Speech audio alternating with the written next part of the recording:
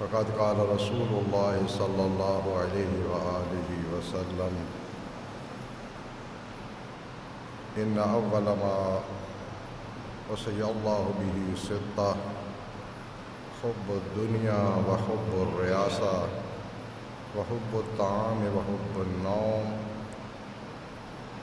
وحب الراحة وحب النساء۔ مونة الظالمین کے عنوان سے خطبات کا سلسلہ جاری تھا۔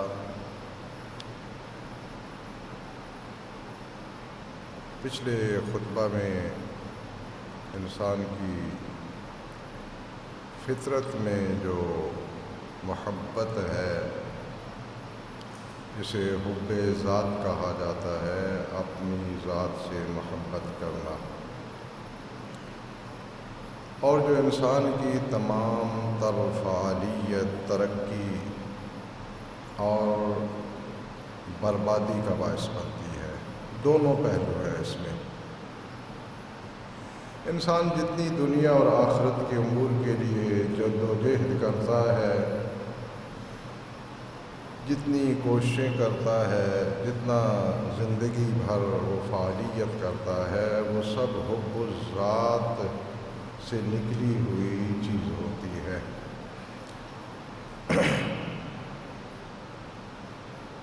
اس کے بہت سے مظاہر ہیں جو اچھائیوں اور برائیوں میں واضح طور پر انسان محسوس کر سکتا ہے۔ میں نیکیاں، آپ نیکیاں اس لیے کر رہے ہیں کہ آپ کو جنت ملے، میں اس لیے کر رہا ہوں کہ مجھے جنت ملے، یعنی اپنے لیے کر رہے ہیں۔ یہ جو بسا اوقات ہم دوستی میں، رشتہ داری میں ایک طریقے سے احسان جتلاتے ہیں کہ مجھے بڑی اداسی ہو رہی تھی، بڑی فکر تھی، بڑا میرا دل کر رہا تھا آپ کو دیکھنے کو، بہت مدت گزر گئی ہے تو میں چلا آیا ہوں آپ کی خیریت پتہ کرنے۔ تو یہ اس پہ ہم احسان نہیں کر رہے ہوتے، یہ وہی اپنی جو ایک اندر خواہش تھی یا ایک اس کی صحت کے متعلق جو ایک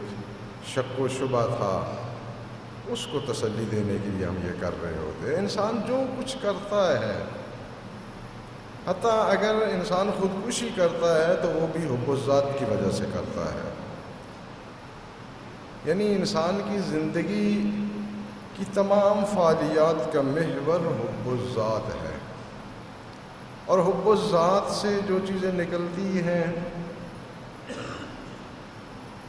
ان محبتوں میں ایک خطرناک ترین محبت حب الریاسہ ہے، سردار بننے کی محبت۔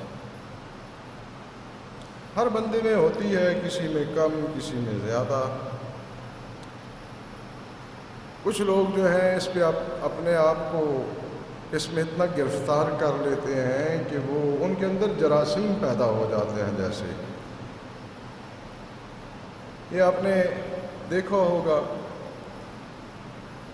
لاہور کے رہنے والا بندہ ہے، فیصل آباد چلا گیا، پنڈی چلا گیا، ازادار ہے، وہاں ماتمی حلقہ دیکھا، جلوس دیکھا، اس میں شامل ہو گیا۔ کوئی وہاں واقف کار نہیں ہے، بالکل اجنبی ہے۔ جو ہی حلقے میں جائے گا، ایک دو مرتبہ یا حسین تاکہ پتہ چل جائے کہ شیعہ ہوں، پھر قافلے کی لیڈ کرنا شروع کر دے گا، آگے آ جاؤ، پیچھے ہو جاؤ، یہ یہاں کر لو، تو اداداری کرنے گیا تو کر لے۔ نہیں، وہ اندر جو جراثیم ہے حب الریاسہ، بڑی خطرناک یہ چیز ہے حب الریاسہ۔ اگر انسان معاشرے میں اس کی برائیاں اور قباحتیں جو ہیں وہ شمار کرنا شروع کر دے تو ایک طولانی وقت چاہیے اس کے لیے۔ البتہ یہ صرف اس حب الریاسہ کا ہی معمہ یا پرابلم نہیں ہے، انسان کے جتنے بھی اخلاقی کمزوریاں ہوتی ہیں یا اخلاقی کمیاں ہوتی ہیں یا اخلاقی رذائل شمار ہوتے ہیں، ان سب میں انسان کا مزاج ایک جیسا ہے، اور وہ انسان کا مزاج یہ ہے کہ جو اخلاقی برائی بھی ہوتی ہے اسے اپنے لیے وہ فضیلت سمجھ رہا ہوتا ہے۔ آپ نے دیکھا ہوگا معاشرے میں بہت سے لوگ ہیں جو جھوٹ اور دو نمبری سے کسی کو بے وقوف بنا لیتے ہیں۔ اب کون سا وہ ذی شعور انسان ہے جسے یہ علم نہ ہو، جو یہ درک نہ کرتا ہو کہ جھوٹ بولنا، کسی سے دو نمبری کرنا ایک بری چیز ہے، برا کام ہے۔ لیکن جب وہ اپنی نسبت یہ کہے گا تو ایک فضیلت کے طور پہ کہے گا کہ فلاں شخص اتنا پڑھتا ہے، میں نے اسے ایسے چکر دے کے یہ کام کروا لیا تھا۔ پھر اسے بطور عیب کے یا نقص کے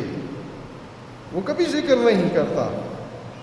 اپنی جب ذکر کرے گا تو ایک بڑائی کے طور پہ، ایک فضیلت کے طور پہ کہ میں بڑا ذہین فتین شخص ہوں، فلاں شخص کو میں نے دو نمبری کر کے یہ اس سے ہتھیا لیا تھا، یہ کام اس سے کروا دیا تھا۔ یہ ہر اخلاقی برائی کی نسبت ہمارا ٹائٹل موجود ہے کہ ہم جو اپنے میں اخلاقی برائی دیکھتے ہیں اسے اپنے لیے خود فضیلت سمجھ رہے ہوتے ہیں، اور دوسروں کے سامنے جب وہ ہم پیش کرتے ہیں تو اسے بطور ایک فضیلت کے، ایک بہت بڑی اپنے امتیاز کے طور پہ ہم پیش کرتے ہیں۔ اور اس سے اگر بڑھ کے ہم تھوڑا سا سوچیں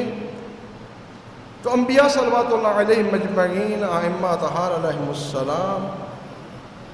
اور ان کے مقاصد اور کاموں کو جو لوگ آگے لے کے بڑھتے ہیں ان کے لیے سب سے بڑا معنی، ان کے کام میں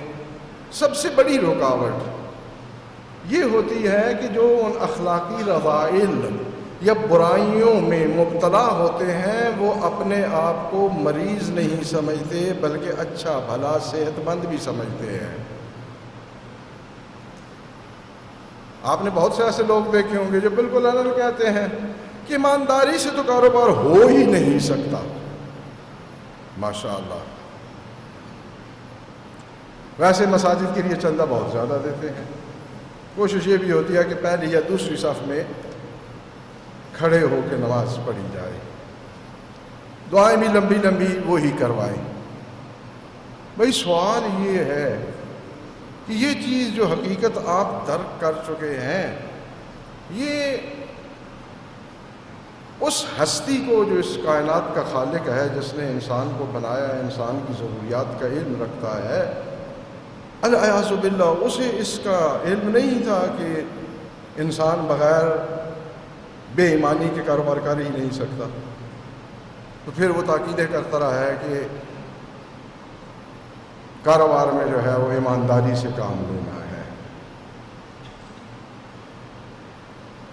صاحب کاروبار ہو سکتا ہے ایمانداری سے، جو چیز نہیں ہو سکتی وہ یہ ہے کہ جتنا ہم کمانا چاہتے ہیں اس کاروبار سے وہ بغیر بے ایمانی کے ہم کما نہیں سکتے۔ کاروبار ایمانداری سے ہو سکتا ہے، تو یہ ہمارا ہر اپنی غلطی کی نسبت، اپنی اخلاقی رذیلت کی نسبت یہ رویہ ہوتا ہے کہ ہم اسے جب اپنی نسبت بیان کر رہے ہوتے ہیں تو ایک فطینت، ذہانت کے طور پہ ہم بیان کر رہے ہوتے ہیں کہ فلاں شخص بڑے بنتے ہیں، میں نے اسے یہ چکر دیا تھا، ایسے کام کروا لیا تھا۔ حب الریاسہ یعنی یہ بڑا بننے کی جو محبت ہے، سرداری کی محبت ہے، یہ حب الذات کے جتنے چھوٹے چھوٹے بچے ہیں اس سے نکلنے والی جتنی محبتیں ہیں ان میں سب سے زیادہ خطرناک محبت ہے۔ لہذا اہل بیت علیہ السلام کی اگر احادیث مبارکہ کا مطالعہ کریں تو اس محبت کی بہت زیادہ مذمت کی گئی ہے، بہت زیادہ۔ اور عجیب عجیب الفاظ استعمال کیے گئے ہیں اس محبت کے متعلق۔ یہ ایک حدیث مبارک ذرا سماعت فرمائیں کہ حضرت ابوالحسن علیہ السلام کی خدمت میں ایک شخص کا تذکرہ کیا گیا، اور بندے نے یہ بھی ساتھ کہا کہ تھوڑا سا وہ ریاست طلب ہے، ریاست سے محبت رکھتا ہے، سردار بننے کا شوق ہے۔ تو حضرت نے جواب میں فرمایا کہ ماد ابان ضاریان فی غنم قد تفرق رعاؤها بأضر فی دین المسلم من الریاسہ، کہ دو ایسے بھیڑیوں ہوں جنہیں خون کی لت پڑ چکی ہو۔ یہ ضاریان یعنی خونخوار، عادت ہو جنہیں خون کھانے کی۔ جو دیہاتوں میں رہتے ہیں وہ جانتے ہیں، جس کتے نے کسی انسان کو نہ کاٹا ہو وہ کتا کم کاٹتا ہے، اور جو ایک دفعہ کسی انسان کو کاٹ لے اب اس نے انسان کا خون چکھ لیا ہے، پھر وہ زیادہ کاٹتا ہے، ایسا ذائقہ اسے پسند آ جاتا ہے، دلچسپ محسوس ہوتا ہے، لذیذ محسوس ہوتا ہے کہ پھر وہ کاٹنے کا کاروبار زیادہ شروع کر دیتا ہے۔ یہ عوامی تجربہ ہے، کوئی فقہی حکم نہیں ہے۔ تو اسی طرح جو بھیڑیا دو چار شکار کر چکا ہو، اب اس کی زبان کو بھیڑ بکری کا خون لگ چکا ہے۔ فرمایا کہ دو ایسے بھیڑیے جو خونخوار ہوں، جنہیں لت پڑ چکی ہو، انہیں چھوڑ دیا جائے بھیڑوں کے ریوڑ میں، ایک ایسا ریوڑ کہ جن کا چرواہا وہاں پر موجود نہ ہو، صرف ریوڑ ہے، ان کے چرواہے وہاں پر موجود نہیں ہیں، اور ان میں دو خونخوار جنہیں عادت پڑ چکی ہے، جن کی زبان پہ بھیڑ بکری کے خون کا ذائقہ ہے، جنہوں نے چکھا ہوا ہے، ان کو ان بھیڑوں میں چھوڑ دیا جائے۔ وہ بھیڑوں کا اتنا نقصان نہیں کریں گے جتنا کہ ایک مسلمان کے دین میں ریاست طلبی نقصان کرتی ہے۔ یعنی جب یہ لت پڑ جاتی ہے کسی کو، پھر انسان کی سب سے بڑی خوبی یہ ہے کہ اس کا جتنا علم ہو، جتنا اس کا تجربہ ہو، اس کا سب سے زیادہ فائدہ اپنی ذات کو پہنچاتا ہے۔ اپنے سے جب کوئی غلطی ہوتی ہے تو تعویلات کا ایک دفتر نامہ تیار کر لیتا ہے۔ احادیث میں ہے، یہ جن لوگوں کو عادت ہوتی ہے نا دوسروں کے عیوب اور خامیاں اکٹھی کرنی، حدیث میں ہے کہ ان میں سے بہت سے وہ لوگ ہوتے ہیں جو ایسا کام کر رہے ہوتے ہیں تاکہ جب خود غلطی کریں تو انہیں بطور حوالہ پیش کر سکیں، میں نے یہ کیا تو کیا ہے، فلاں نے تو یہ کیا تھا۔ یہ انسان اپنے علم اور تجربے کو اپنے دفاع کے لیے صرف استعمال کرتا ہے، اپنے علم اور تجربے سے آخرت کمانے کی کوشش کم کرتا ہے، لیکن اپنے سے جب کوئی غیر مناسب کام یا غلطی صادر ہوتی ہے تو پھر سارا علم خرچ کر دیتا ہے۔ اور یہ ایک حقیقت ہے، جو لوگ اپنی غلطی کو غلطی تسلیم نہیں کرتے، ان کے سدھرنے کا اور ترقی کے راستے پہ گامزن ہونے کا کوئی امکان باقی نہیں ہوتا۔ ترقی وہ شخص کر سکتا ہے جس سے غلطی ہو، اسے غلطی سمجھے، جب غلطی سمجھے گا تو آئندہ اپنی زندگی سے اس کام کو نکالنے کی کوشش کرے گا۔ جب ایک کام کو وہ غلطی ہی نہیں سمجھ رہا تو پھر اس نے اس کی نسبت ترمیم کیا کرنی ہے؟ پھر تو اس نے ڈٹ کے اسی پہ کھڑا رہنا ہے، اور اس طرح وہ کمی یا وہ نقص یا وہ برائی اس سے اس کی زندگی کبھی بھی پاکیزہ نہیں ہو سکتی۔ دنیا میں بہت سے لوگ ہیں جنہیں یہ یقین ہوتا ہے کہ ہمارے مد مخالف اپنے دعوے میں سچا ہے، حق پر ہے، لیکن اس کے باوجود قبول کرنے کے لیے تیار نہیں ہوتے۔ قرآن کریم کی صریح آیے مجیدہ ہے کہ سرکار دو عالم کی صفات گزشتہ کتب میں اس قدر ذکر کی گئی تھیں کہ بہت سے وہ لوگ جو مدینہ میں بس رہے تھے وہ ان صفات کی وجہ سے آپ کو اس طرح پہچانتے تھے جس طرح کے انسان اپنی اولاد کو پہچانتا ہے، لیکن حضرت کی دعوی نبوت کو قبول نہیں کیا۔ بہت سے لوگ مدینے میں سرکار کی آمد سے پہلے اس لیے آباد ہوئے تھے کہ گزشتہ کتب سے آخری نبی کے آنے کی علامتیں پڑی ہوئی تھیں اور دھمکیاں دیتے تھے مشرکوں کو، کافروں کو، کہ آخری نبی کو آنے دے، ہم اس پہ ایمان لائیں گے، پھر آپ کو سیدھا کریں گے۔ اور جب آ گیا آخری نبی ما عرفوا بہ، پھر انہوں نے پہچانا ہی نہیں۔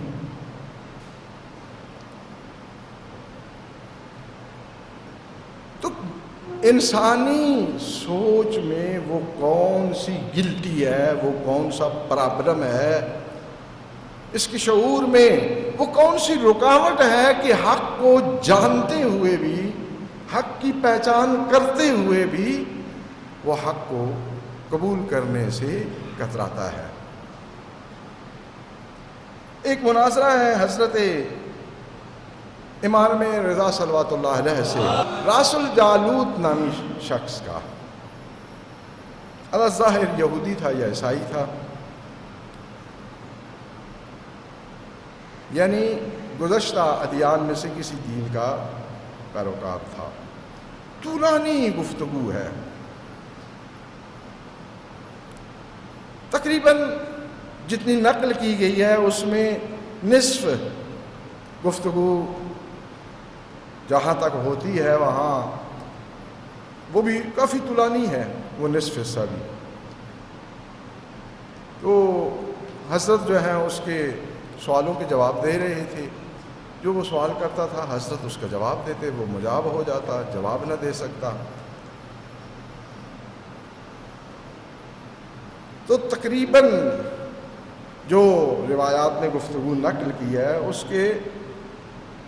آدھا حصہ جو ہے وہ گفتگو کا نقل کرتا ہے راوی، اور اس کے بعد کہتا ہے کہ وہ راس الجالوت حضرت سے کہتا ہے واللہ ابن محمد لولا الریاسہ التي حصلت لی علی جمیع الیہود لآمنت بأحمد واتبعت امرک۔ کہتا ہے مجھے خدا کی قسم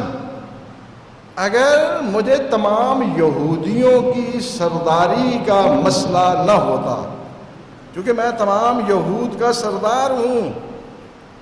اگر وہ سرداری تمام یہود پر میری نہ ہوتی تو میں سرکار دو عالم پر ایمان لاتا اور آپ کے دین کی پیروی کر لیتا۔ اب بتاؤ جو یہ کہہ رہا ہے اس کے لیے حق واضح نہیں ہوا ہے؟ حق واضح ہو گیا، لیکن اگر حق قبول کرتا ہے تو سرداری سے ہاتھ اٹھانا پڑتا ہے، اس لیے کہ جب مسلمان ہو گیا اب یہودی تو اسے اپنا سردار نہیں مانیں گے، اس کو اپنا رئیس نہیں مانیں گے۔ اور یہاں تو معلوم نہیں ہے کہ کوئی سردار بنائے یا نہ بنائے، عام مسلمانوں کی طرح رہنا پڑے، تو قسم کا کہتا ہے کہ اگر مجھے تمام یہودیوں پر سرداری نہ حاصل ہوتی تو میں سرکار دو عالم پر ایمان لے آتا اور آپ کے معاملے کی پیروی کرتا۔ اچھا، یہ پرابلم صرف یہودیوں کے لیے ہے، میرے اور آپ کے لیے نہیں ہو سکتی؟ یہ وہ انسانی ہیلا ہے، انسان کو حق کے ماننے سے جو سب سے بڑا مانع ہوتا ہے اور حاجب ہوتا ہے، ان میں سے ایک حاجب یہی حب الریاسہ ہے۔ یہ آپ تنظیموں میں چلے جائیں، مساجد میں چلے جائیں، انجمنوں میں چلے جائیں، یہ جو عزاداری کی اب ماشاءاللہ کیا ہوتی ہیں، سنگتیں ہوتی ہیں، کچھ پارٹیاں لکھتے ہیں، کچھ دائرے لکھتے ہیں، جو بھی، تو وہ صاحب جنہوں نے انہیں بنایا ہوتا ہے، اور خدا نہ خواستہ کچھ ایسے حالات ہو جائیں کہ وہ تبدیل کر دیا جائے، تو وہ ایک چھوٹا سا اور گروہ بنا لیتے ہیں، چونکہ ریاست تو ختم ہوتی ہوئی کسی کو اچھی نہیں لگتی، وہ محدود پیمانے پہ ہو یا بڑے پیمانے پہ ہو۔ جب بھی یہ تنظیموں میں مختلف دینی دنیاوی جو تنظیمیں ہوں، میں کوئی صرف دینی کی بات نہیں کر رہا، مساجد جہاں بھی تنظیم نامی شے ہوتی ہے، جو حیات حاکمہ ہوتی ہے، وہ آنے والوں کو کے متعلق کہہ رہی ہوتی ہے کہ دیکھیں ہم نے یہ بڑے مشکل سے اتنے پیسے اکاؤنٹ میں جمع کیے ہیں، اب یہ چھوکروں کے ہم کیسے سپورٹ کر دیں کہ وہ آئیں اور خرچ کر کے چلے جائیں؟ او بھائی، آپ کے باپ کا پیسہ ہے، جس کام کے لیے آپ نے اکٹھے کیے ہیں،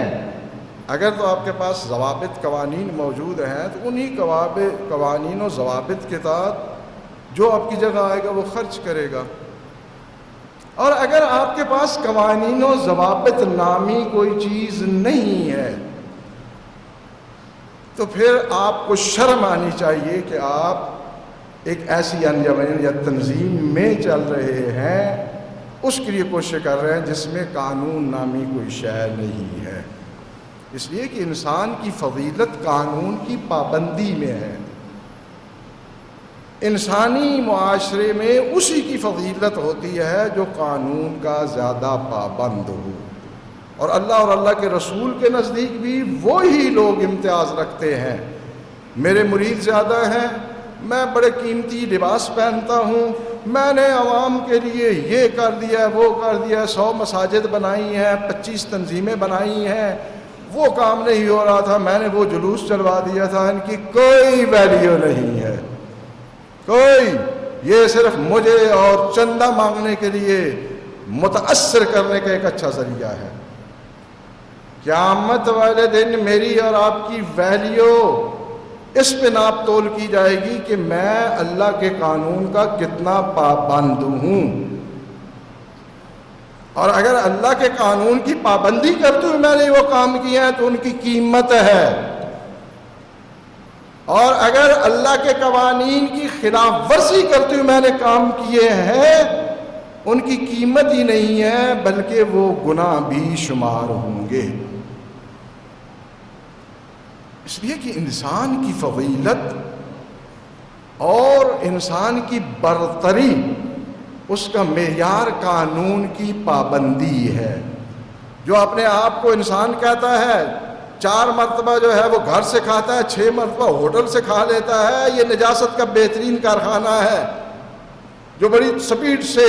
پاک چیزوں کو نجاست میں تبدیل کیے جا رہا ہے۔ انسان تب ہے کہ وہ قانون کی پابندی کرے۔ صرف اس کائنات میں انسان ہے، جنات ہیں جن کے لیے قانون کی پابندی لازم قرار دی گئی ہے، حیوانات کے لیے قانون نہیں ہے۔ جو یہ کہتے ہیں کہ ہم تو اس درجے پہ پہنچ گئے، ہمارے لیے کوئی قانون نہیں، اس کا مطلب یہ ہے کہ وہ انسانیت کے دائرے سے نکل کر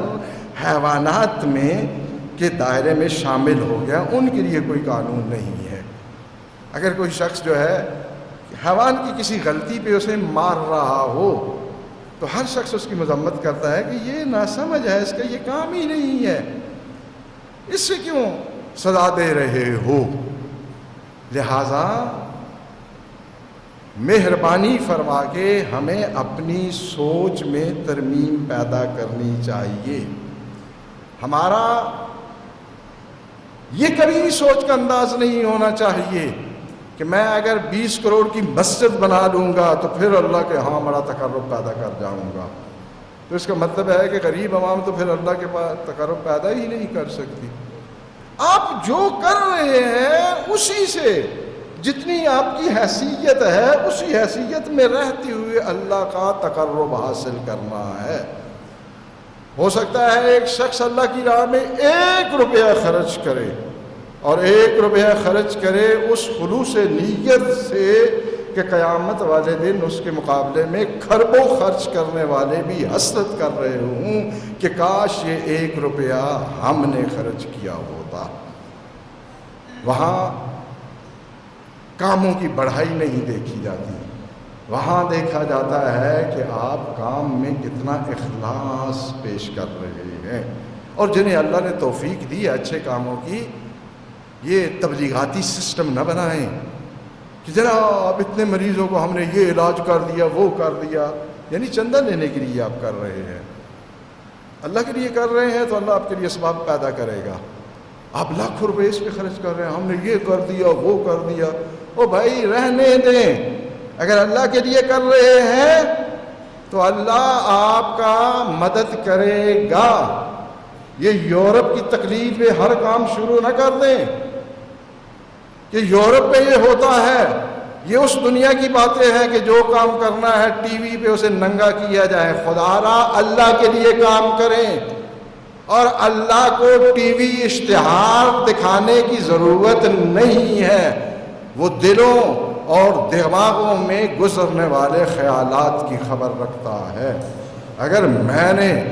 10 لاکھ 20 لاکھ کا کام کیا ہے، یہ تصور کر سکتے ہیں کہ اللہ کے علم میں نہ ہو، اسے لکھ کے دینا پڑے گا